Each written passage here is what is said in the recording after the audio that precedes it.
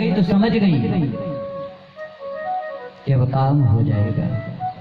आ गए द्वारकाधीश, कितनी भी सेना क्यों ना खड़ी रहे, उनके रूप को देख करके ऐसे मुँह गए कि कुछ कर ही नहीं पाए। रुक्मिणी को हरण करके ले गए, विवाह लिया। इसलिए भगवान से ना किसी के भी सामने खड़े हो, चाहे वो माँ हो चाहे पिता, है ना, तो केवल परमात्मा की ही चर्चा करो, पूजन सबकी करो, प्रत्येक मूर्तियों की पूजन करो। पूजन करने में कोई प्रतिबंध नहीं है, वो तो परमात्मा है। सब में परमात्मा का निवास है। राम कृष्ण दो एक है, अंतर नहीं, कोई अंतर नहीं है। बस मन का जो भाव है वो अलग है, मन का जो प्रेम है वो अलग है। हमारा प्रेम जो होता है ना, वो दिखावे का प्रेम होता है। वास्तव में प्रेम किसे कहते हैं? प्रेम तो वह था जो गोपियों ने बिहारी जी से किया था, उसको वास्तव में प्रेम कहते हैं। वो प्रेम है जिस प्रेम में किसी चीज की कामना ना हो, किसी को पाना ना हो, प्रेम करना हो। गोपियां क्या कहा करती थी पता है? मन में एक ही बात कहा करती थी कि अगर मेरे रोने से आपको बिहारी जी हंसी आती है तो मैं रोती रहूंगी, आप हंसते रहना। अगर परमात्मा को आपको लगता है कि परमात्मा हमें कष्ट देता है, हमें पीड़ा देता है, हमें दुख देता है, तो भ्रांति है मन की। परमात्मा किसी को दुख नहीं देता और ना ही किसी को सुख देता है। परमात्मा तो केवल मनुष्य योनि में आपको भेजता है, और दुख और सुख जो है स्वयं ही हम प्रकट कर लेते हैं। ये तो दो पहलू है महाराज, इनके बगैर तो जीवन अधूरा है। आज सुख है तो कल दुख है, बड़ा संघर्ष करना पड़ता है जीवन में। हमने क्या खोया क्या पाया हम नहीं जानते। हम इतना जानते हैं कि जो भी हम पीछे छोड़ करके आ गए ना, वो हमने खो दिया, और जब हम आगे बढ़ते जाएंगे तो कुछ ना कुछ हमें प्राप्त होता जाएगा। इसलिए जो पीछे छूट गया है छूट जाने दो। ऐसा कुछ कार्य करो कि हाथ से आने के बाद पदार्थ छूट ना पाए। वास्तव में राम जी कहते हैं कि हमारे जीवन का एक एक क्षण जो है अंतिम की ओर जा रहा है। आज हमारा 7वां दिन है। जिस दिन हम आए थे ना, तो चेहरे में बड़ी प्रसन्नता थी। बिहारी जी के नाम का खूब गान गालेंगे, बिहारी जी की छवि के बारे में खूब बखान करेंगे। कितना बताएं अपने बिहारी जी के बारे में, वो तो गुणों के खान हैं। किन शब्दों में उनके नाम का बखान करूं? ऐसे कोई शब्द ही नहीं बने जिनसे परमात्मा की में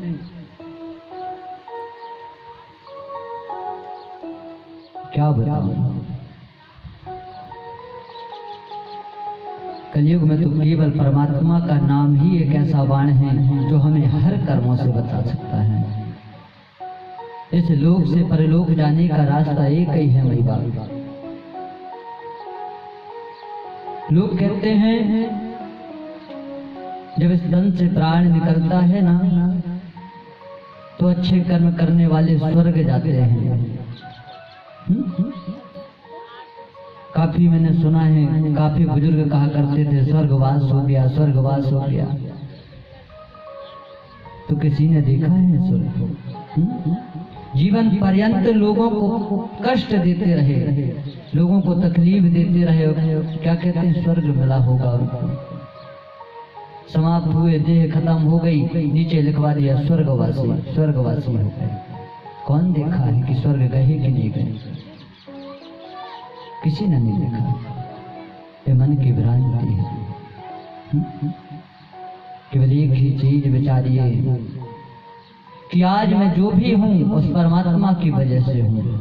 मेरा देखना, मेरा बोलना, मेरा सुनना, मेरा महसूस करना सब उनकी कृपा से है।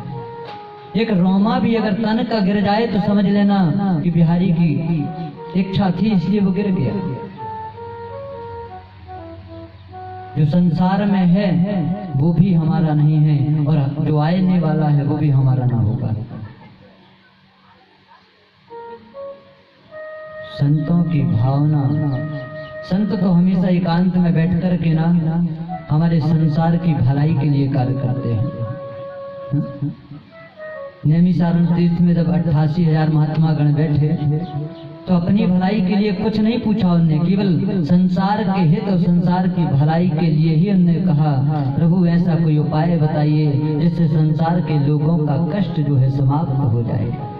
पाप कर्म हम करते हैं मगर कष्ट की निवृत्ति हमारे संत निकालते हैं। इसलिए ऐसा कर्म करिए माई बाप कि इस लोक से जब हम परलोक जाए ना तो उस परमात्मा को बता सके कि हमने किया क्या है। सत्य है, बिल्कुल सत्य है।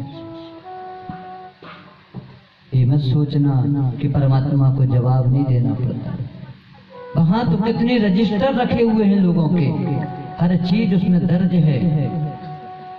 हम राशन लेने गए, राशन चढ़ गया, आपको राशन मिल गया। ऐसे ही परमात्मा के यहाँ होता है। हम बैंक में धन को जोड़ते हैं ना, तो परमात्मा के यहाँ कर्म जुड़ता है।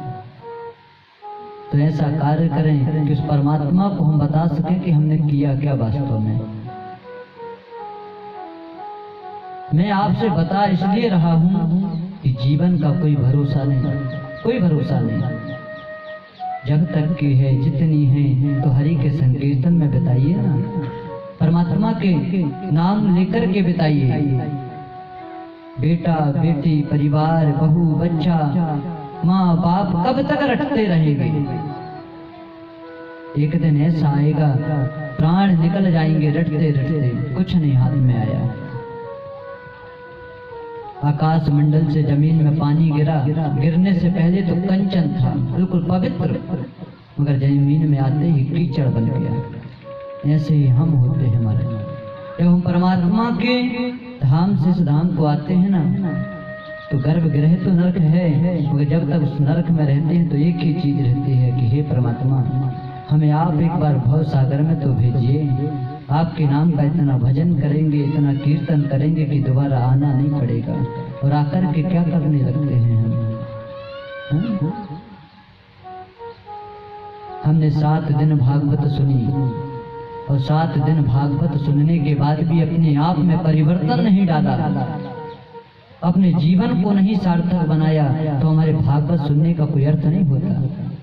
भागवत का अर्थ ही है भाव से सुनना, भाव से श्रवण करना, क्योंकि परमात्मा भी यही कहते हैं, भाव का भूखा हूं मैं, भाव ही बसार है। भाव से जो मुझको भजे, भाव से बेड़ा पार है। केवल भाव का ही भूखा है परमात्मा। वो आपसे कुछ नहीं मांगते, आपका धन, आपकी दौलत कुछ नहीं चाहिए। परमात्मा तो इतना चाहता है कि तू भगवान के सामने खड़े होकर के एक बार सच्चे हृदय से पुकार तो सही, हे नाथ, हे मुरली वाले, मैं आपका हूँ, मैं संसार का नहीं, आप मेरे हैं और मैं आपका हूँ। एक बार परमात्मा के सामने खड़े होकर के इतना कह दोगे तो आपको दुनिया की किसी भी समस्या का समाधान ढूंढने की आवश्यकता नहीं है। स्वयं ठाकुर ढूंढ करके देगा, स्वयं कान्हा ढूंढ करके देगा। भरोसा, विश्वास, श्रद्धा भगवान के प्रति अटूट रखें। एक मूर्ति बनाने वाला कलाकार था, श्री राधे।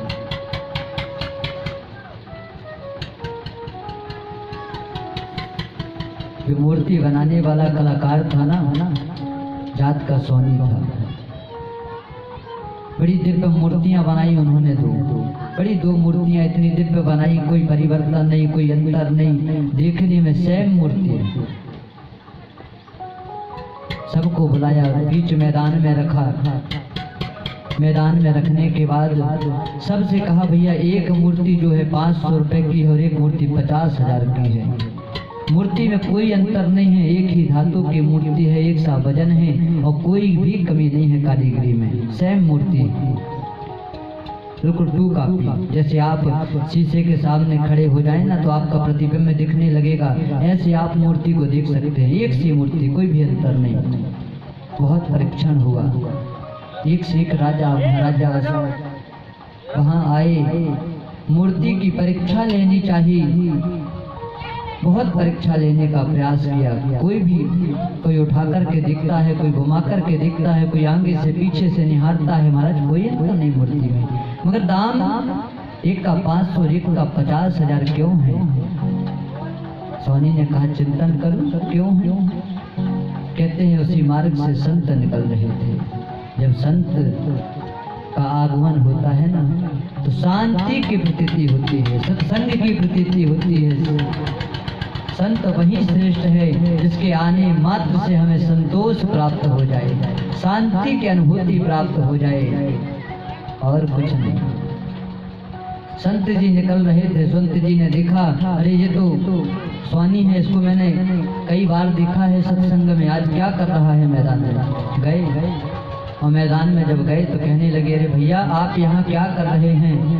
कहते महाराज जी क्या बताएं, 2 मूर्तियां बनाई हैं। एक मूर्ति का दाम जो है 50,000 है और एक मूर्ति का दाम जो है 500 रुपए है। इसका परीक्षण कोई नहीं कर पा रहा है। संत कहते हैं इतनी सी बात, अब भी परीक्षण कर देते हैं। इनाम क्या है परीक्षण करने का? कहते जो परीक्षण कर देगा ये मूर्ति उसकी हो जाएगी, कोई दाम भी नहीं लगेगा, बगैर दाम की मूर्ति में उसको प्रदान कर दूंगा। संत भगवान मूर्ति के पास गए, मूर्ति को निहारा और मूर्ति को निहारते हुए एक पतला सा धागा लेकर के आए और मूर्ति के कान में डाला। कहते हैं जब मूर्ति के कान में डाला ना, तो डाला धागा यहाँ से डाला और यहाँ से निकल गया। वो 500 रुपए की है। बता दिया संत भगवान ने कि मूर्ति केवल 500 रुपए की, इसका मूल्य केवल 500 है। और एक मूर्ति जो 50,000 वाली थी ना, उसमें भी धागा डाला, तो वह धागा कहाँ गया? कहते हैं वो धागा यहाँ से जाकर के ब्रह्मांड में जाकर के समाप्त हो गया। कथा के पंडाल में बैठ कर के भी अगर मन आपका पंडाल के भीतर नहीं है तो कथा सुन नहीं पाएंगे आप। शरीर तो सामने रखा है, मन कहीं और है, तो मन को एकाग्र करने की आवश्यकता है। शरीर तो जहाँ है तो रहेगा, मगर मन इतनी तीव्र गति से दौड़ता है, इतनी तीव्र गति से भागता है कि उसे रेल का डब्बा भी नहीं पा सकता, इतनी तीव्र गति है उसके अंदर। इसलिए संत कहते हैं कि सत्संग में जाओ ना तो केवल परमात्मा के चरणों को निहारो और कुछ नहीं। परमात्मा के चरणों को निहारोगे तो कल्याण हो जाएगा। यहाँ पर भगवान द्वारकाधीश गए, मां रुक्मिणी का विवाह हुआ।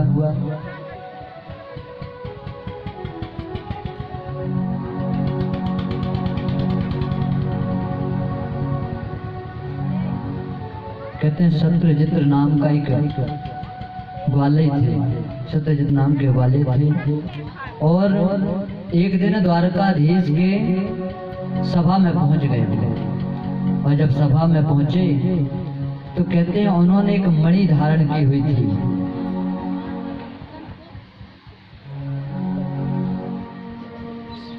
समंतक मणि, उसको धारण करके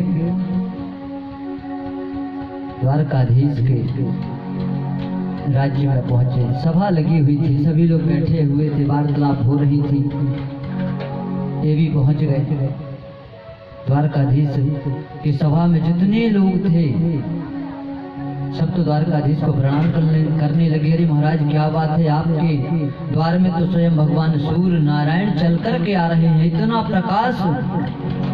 जब उस मणि को पहन करके वो निकलते,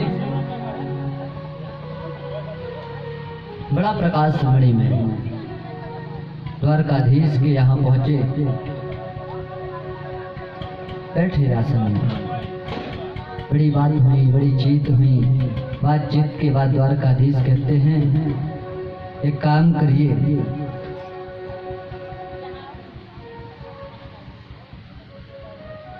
शत्रुजित से कहा कि आप ये जो मणि है ना हमारे राज खजाने में जमा कर दीजिए। क्या है, आप इस मणि को हमको देंगे तो क्या रहेगा, प्रजा का पालन पोषण होगा। 8 बार सोना प्रतिदिन होता था उससे, नित्य प्रतिदिन इसलिए आप जो है इस मणि को राज खजाने में जमा कर दोगे तो राज खजाने में जमा करने से राज्य की ही भलाई होगी, राज्य का ही हित होगा। उन्हें तो क्रोध आ गया, कहने लगे नहीं महाराज, हम आपको दे नहीं सकते। और वहां से मणि नहीं दिया, मना कर दिया, मना किया। सभा छोड़ करके घर चले गए। और जब घर चले गए 2 दिन बाद द्वारकाधीश को कलंक लग गया।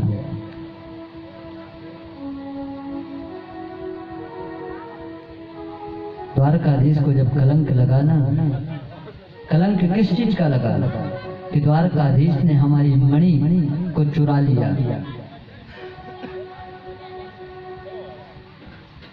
द्वारकाधीश को बड़ी गिलानी हुई। बताओ, इतनी बड़ी राजा को और मणि की चोरी लगा दिया इसने।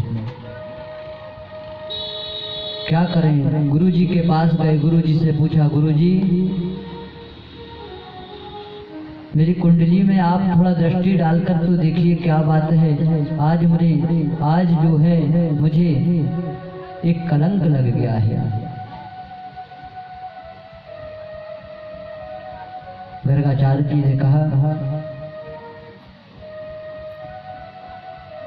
कृष्ण आपने चौथ का चंद्रमा देखा, इसी वजह से जो है आपको कलंकित होना पड़ा। श्री कृष्ण के मन में बात खटानी नहीं, लेटे हैं यहाँ से वहां करौटा ले रहे हैं, चैन ही नहीं पड़ती, राज्य के बाहर निकल गए। कह दिया जब तक मैं मणि को ढूंढ करके नहीं लाऊंगा, जब तक मैं घर नहीं आऊंगा, लौट करके द्वारका नहीं आऊंगा।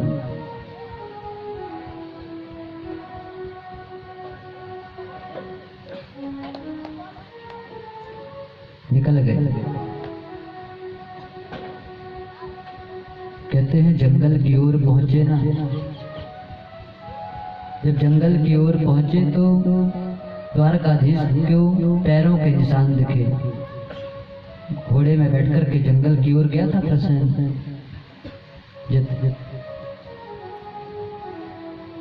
और जंगल की ओर जाकर के देखा तो कहते हैं वहां पर तो ये मरा पड़ा है, एक सिंह ने इसे मार दिया। सिंह ने जब मार दिया, मणि लेकर के सिंह भाग गया। और जब सिंह लेकर के भागा तो कहते हैं सिंह के पैरों के निशान के सहारे बढ़ते जा रहे हैं आगे। थोड़ा सा आगे गए और सिंह के पैरों के निशान भी समाप्त हो गए, सिंह मरा पड़ा। और आगे गए, कहते हैं जब सिंह के पैरों के निशान समाप्त हो गए तो रीछ उनके पैरों के निशान मिले। कहते हैं उन पैरों के निशान के माध्यम से सीधे गुफा में पहुंच गए, जहां पर वो पैर समाप्त हुए जाकर के। गुफा के भीतर प्रवेश किया। जामवती जो है ना, मणि को हाथ में लेकर के देख रही है, क्या है इतना सुंदर चमक रहा है। निहारते हैं और द्वारकाधीश जी जैसे ही प्रवेश कर गए गुफा के बाहर, अपने मित्रों को रोका, अपने साथियों को रोका, कहा आप लोग यहीं पर इंतजार करो, अगर 31 दिन में मैं वापस नहीं आता तो समझ जाना कि मैं नहीं हूं। गुफा में प्रवेश करे और जब गुफा में प्रवेश करे तो जामवंत जी से मुलाकात हो गई। जामवंत जी से मुलाकात हुई ना तो जामवंत जी कहते हैं आप कौन हैं और आप यहाँ आए क्यों? द्वारकाधीश कहते हैं भैया हमें तो कुछ नहीं चाहिए, मणि जो आपकी पुत्री के हाथ में है, ये मणि आप हमें मंगा करके दे दो बस, और कुछ नहीं चाहिए हमें। अरे मणि दे दो, क्यों दे दें मणि भाई, हमने मेहनत से लेके आई है, ये तो हमारा अधिकार है, हमारी मणि है, आप कैसे मांग रहे हैं? द्वारकाधीश कहते हैं दे दो मणि, अंजाम अच्छा नहीं होगा, क्योंकि कलंक लगा है ना, वो तो लेकर के जाएंगे ही। कहते जामवंत जी तो युद्ध करने लगे, अगर इस मणि को चाहिए तो तुम्हें युद्ध करना होगा मेरे से। बड़ा भारी युद्ध छिड़ गया। कहते हैं जामवंत जी युद्ध क्यों किए? भगवान राम जब अयोध्या गए तो अयोध्या में राम जी ने न सबको कुछ ना कुछ दिया। मांग लो भैया, आप अयोध्या के हम राजा हैं, जो मांगोगे वो सो मिलेगा। तो जामवंत जी उसी सभा में विराजमान थे, बैठे थे। जामवंत जी कुछ नहीं बोल रहे थे। राम जी ने कहा, जामवंत जी क्या बात है भैया, सब लोग मांग रहे हैं कुछ ना कुछ, आपको भी मांगना चाहिए, आप क्यों नहीं मांगते भाई? आप भी कुछ मांग लीजिए। जामवंत जी कहते हैं, प्रभु क्या मांगूं आपसे? एक छोटी सी अभिलाषा थी। अब रावण से तो मैं युद्ध कर नहीं सकता था, बड़ा बलशाली था वो, मेरे टक्कर का था, मगर आपने उसे समाप्त कर दिया। आपसे कुछ नहीं चाहता मैं, अगर आप कुछ देना ही चाहते हैं तो दो दो हाथ हो जाएं, मैं देखूं तो कि आपके अंदर कितना बल है। राम जी कहते हैं, अरे वाह, मगर मैं मर्यादा के भीतर हूं, ऐसा नहीं हो सकता। चलो ठीक है, मैं वरदान देता हूं, अवश्य तुमसे मेरी मुलाकात होगी। और आज वहीं श्री कृष्ण के रूप में जामवंत जी के पास पहुंच गए। बड़ा युद्ध हुआ, 28 दिन युद्ध चला। नस नस ढीली हो गई जामवंत जी की। समझ गए कि राम के अलावा मुझे कोई दूसरा हरा नहीं सकता। कौन हो तुम? बार बार श्री कृष्ण कहते हैं, वसुदेव का पुत्र हूं, देवकी का पुत्र हूं।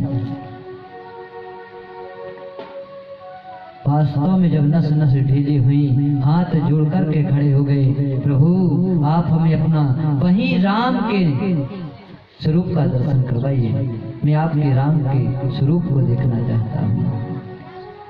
श्री कृष्ण ने उन्हें राम के स्वरूप का दर्शन कराया और मणि जामवंत जी जो है मणि और अपनी पुत्री